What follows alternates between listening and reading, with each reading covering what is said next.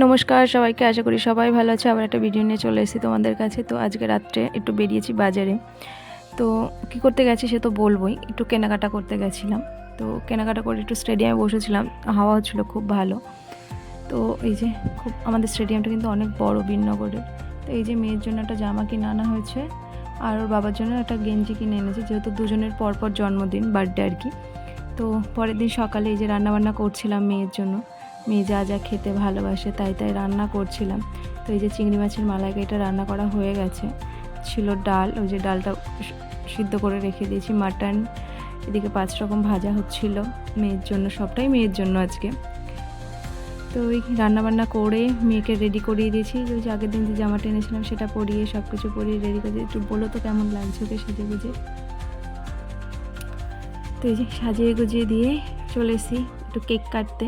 এই যে কেক এবার বড় করে করিনি, একটু ছোটোখাটো করেই করেছি জন্মদিনটা। নিজেরা একটু খাওয়া দাওয়া করেছি সবাই মিলে।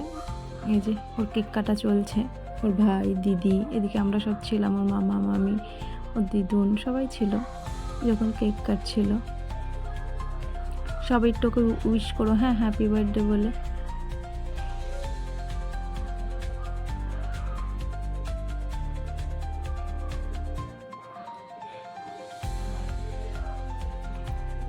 ওর দিদি ওকে খাইয়ে দিয়েছিল, ও খাইয়ে দিয়েছে ভাইকে। এই যে কেকটা কেটে এদিকে চলে এসেছি আশীর্বাদের পর্বের দিকে।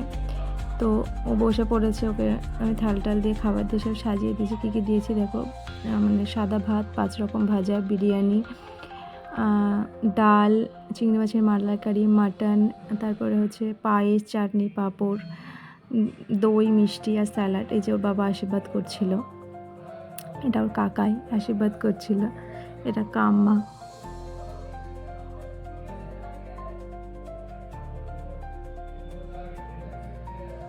এটা ওর মামি আশীর্বাদ করছিল, এটা আমার ভাই বউ আর কি। এটা ওর দিদুন, আমার মা। আর আমারটা আমি দেখাতে পারিনি যেহেতু আমি ভিডিও করছিলাম। এটা ওর শিজোঠান আশীর্বাদ করছিল। তো এই আশীর্বাদ পর্ব হয়ে যাওয়ার পর চলে গেছিলাম খাওয়া দাওয়ার দিকে। তো ভিডিওটা যদি আমরা খেয়ে দিয়ে এই খাওয়া দাওয়া করবো, আর ভিডিওটা যদি ভালো লাগে লাইক করো, শেয়ার করো, কমেন্ট করো। টাটা সবাইকে।